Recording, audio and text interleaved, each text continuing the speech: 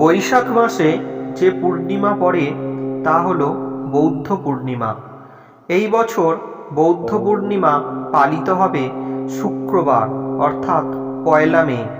হিন্দুরা এই দিনে ভগবান বিষ্ণু ও দেবী লক্ষ্মীর পূজা করে থাকেন। অন্যদিকে জৈনরা ভগবান বিষ্ণুর নবম অবতার গৌতম বুদ্ধের পূজা করেন। গ্রহের অবস্থান অনুযায়ী বৌদ্ধ পূর্ণিমায় সূর্য ও বুধ মেষ রাশির অবস্থানে থাকবে। মঙ্গল ও শনি মীন রাশিতে যুগপৎ অবস্থানে থাকবে। বৈশাখ মাসে এই বুদ্ধ পূর্ণিমাতেই 4 রাশির জাতক জাতিকার জীবনে বিরাট পরিবর্তন আসতে চলেছে। 4 রাশির জন্য মঙ্গলময় সম্পদ ও সৌভাগ্য বৃদ্ধি হতে চলেছে এই বৌদ্ধ পূর্ণিমা তিথিতে। বৃহস্পতি মিথুন রাশিতে, শুক্র বৃষ রাশিতে, রাহু কুম্ভ রাশিতে এবং কেতু সিংহ রাশিতে অবস্থান করবে। বৌদ্ধ পূর্ণিমার এই গ্রহ অবস্থান 4টি রাশির জন্যই কিন্তু শুভ ফলদায়ক।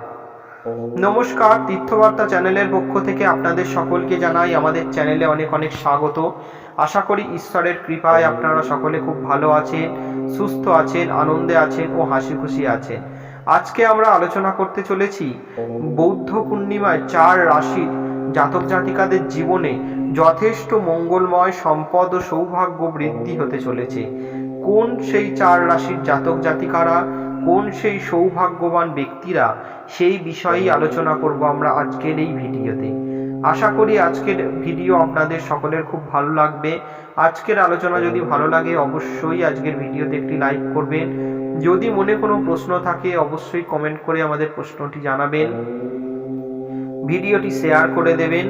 আমাদের তীর্থবার্তা চ্যানেলে যদি এখনো একজন না হয়ে থাকেন অবশ্যই চ্যানেলটিকে সাবস্ক্রাইব করে অল নোটিফিকেশনে ক্লিক করে আমাদের পাশে থাকবেন, সাথে থাকবেন সনাতন হিন্দু ধর্মের ও জ্যোতিষশাস্ত্রের নানান জানা অজানা কাহিনী দেখতে ও জানতে। তাহলে চলুন আজকের আলোচনা আমরা শুরু করি। বৈশাখ মাসের যে পূর্ণিমা পড়ে তাই হলো বৌদ্ধ পূর্ণিমা। এই বছর বৌদ্ধ পূর্ণিমা পালিত হবে শুক্রবার 1লা মে। হিন্দুরা এই দিন ভগবান বিষ্ণু ও দেবী লক্ষ্মীর পূজা করে থাকেন। অন্যদিকে জৈনরা ভগবান বিষ্ণুর নবম অবতার গৌতম বুদ্ধের পূজা করেন। গ্রহের অবস্থান অনুযায়ী বৌদ্ধ পূর্ণিমায় সূর্য ও বুধ মেষ রাশির অবস্থানে থাকবে। মঙ্গল ও শনি মীন রাশিতে যুগপৎ অবস্থানে থাকবে। বৃহস্পতি মিথুন রাশিতে, শুক্র বৃষ রাশিতে, রাহু কুম্ভ রাশিতে এবং কেতু সিংহ রাশিতে অবস্থান করবে। বৌদ্ধ পূর্ণিমার এই গ্রহাবস্থান 4টি রাশির জন্যই শুভ ফলদায়ক। প্রথমেই আসি মেষ রাশি। মেষ রাশির জাতক ও জাতিকাদের জন্য রাশিটি শুভ লক্ষণ দেখাচ্ছে। সূর্য এবং বুধ এই রাশিতে মিলিত হয়ে বুধাদিত্য রাজযোগ গঠন করছে। ফলস্বরূপ চাকরি এবং ব্যবসার অবস্থার উন্নতি হবে মেষ রাশির জাতক জাতিকাদের। আর্থিক লাভের সম্ভাবনা প্রবল। দেনা ও ঋণ থেকে মুক্তি পাবেন মেষ রাশির জাতক জাতিকারা। পরিবারের সঙ্গে ভালো সময় কাটানোর সুযোগ পাবেন মেষ রাশির জাতক জাতিকারা। বাবা মায়ের সমর্থনে কাজগুলো অবশ্যই সুসম্পন্ন হবে মেষ রাশির। দ্বিতীয় আসি বৃষ রাশি। সম্পদ, সমৃদ্ধি এবং সুখের গ্রহ শুক্র বর্তমানে এই লগ্নে অবস্থান করছে। বুদ্ধ পূর্ণিমা আয় বা উপার্জন বৃদ্ধির ইঙ্গিত দিতে পারে। আগে করা কোনো বিনিয়োগ থেকে লাভবান হতে পারেন বৃষ রাশির জাতক জাতিকারা। যারা শেয়ার বাজার বা সম্পত্তিতে বিনিয়োগ করেছেন তাদের জন্য এই সময়টা বেশ ভালো। তবে কোনো বিশেষজ্ঞের সঙ্গে পরামর্শ করাই পরেই চূড়ান্ত সিদ্ধান্ত নিতে হবে বৃষ রাশির জাতক জাতিকাদের। এই সময় পরিবারের সঙ্গে আরো ভালো সমন্বয় বজায় রাখার চেষ্টা করতে হবে বৃষ রাশির জাতক ও জাতিকাদের। তৃতীয় আসি মিথুন রাশি। দেবতা বৃহস্পতি মিথুন রাশিতে অবস্থান করে রক্ষা করার জন্য ঢাল হিসাবে কাজ করছেন। জ্যোতিষশাস্ত্রে এটি জ্ঞান, ধর্ম, সম্পদ এবং সৌভাগ্যের প্রতীক।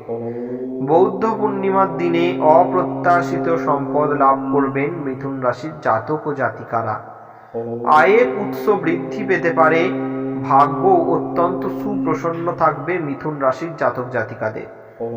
যারা সরকারি চাকরির জন্য প্রস্তুতি নিচ্ছেন বা বিদেশে পড়াশোনার স্বপ্ন দেখছেন, তারা সুসংবাদ পেতে পারেন।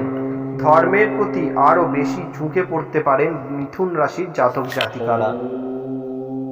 সর্বশেষ রাশি মীন রাশি। শনি এবং মঙ্গল মীন রাশিতে অবস্থান করছেন।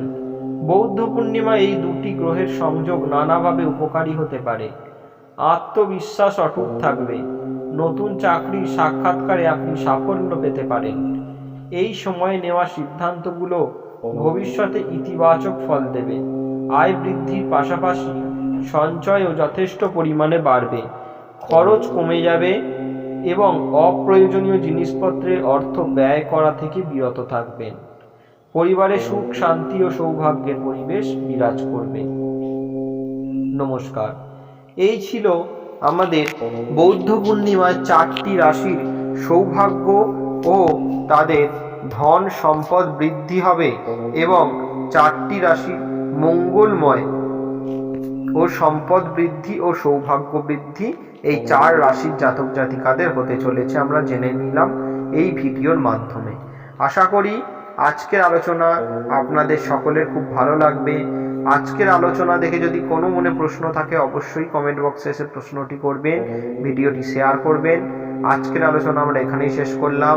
আবার দেখা হবে পরবর্তী কোনো সনাতন হিন্দু ধর্মে ও জ্যোতিষশাস্ত্রের নানান জানা ও অজানা কাহিনী নিয়ে।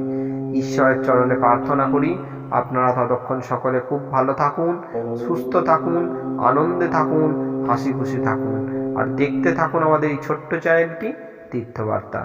নমস্কার। হরে কৃষ্ণ। রাধে রাধে।